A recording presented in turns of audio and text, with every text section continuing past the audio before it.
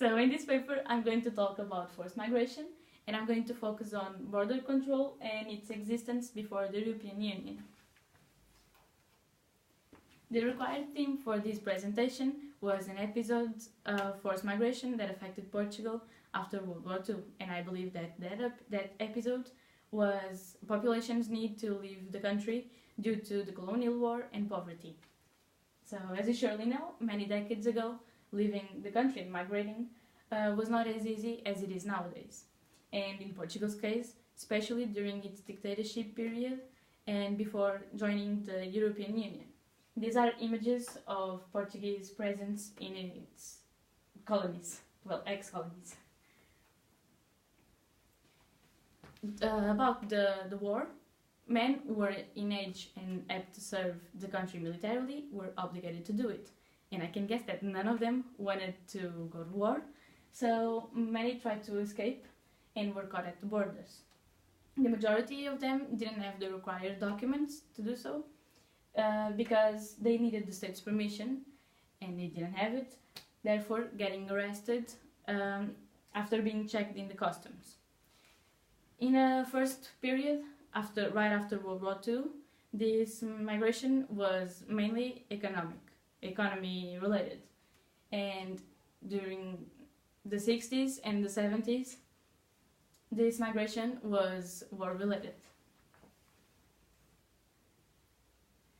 Portugal only has the Atlantic Sea and Spain as its borders, and Spain at that time was living in a dictatorship too, and this was associated with the fact that every exit was controlled, made it very difficult for people to migrate and escape to other countries, being France and Germany the most sought due to their need of cheap manpower to reconstruct the buildings destroyed during World War II. And nowadays, being the dictatorship over and Portugal a part of European Union and the Schengen Agreement, we can easily travel to another country who is a member of the EU. The open border policy, adopted by many countries, allows free movement of people between political jurisdictions with almost no restrictions or even none. In these cases, there are simple signs that indicate where one country ends and where another one starts, and no passport checks nor custom controls take place in these spots. And for last, there are lots of current cases of forced migration, and even though the world should be evolving and learning from previous mistakes, these cases are particularly known by the barriers that some countries have created to keep the migrants away and not their problem. So in the first picture, this is the Mexican-American border.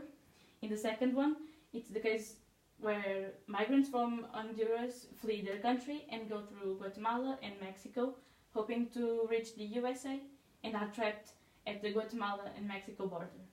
And in the last one, this is a European case, and it's the Hungarian border, well, the Hungarian wall, built in 2015. And well, even though this presentation was mainly focused in the European case, I thought it would be relevant to name some other cases all around the world. So that's it.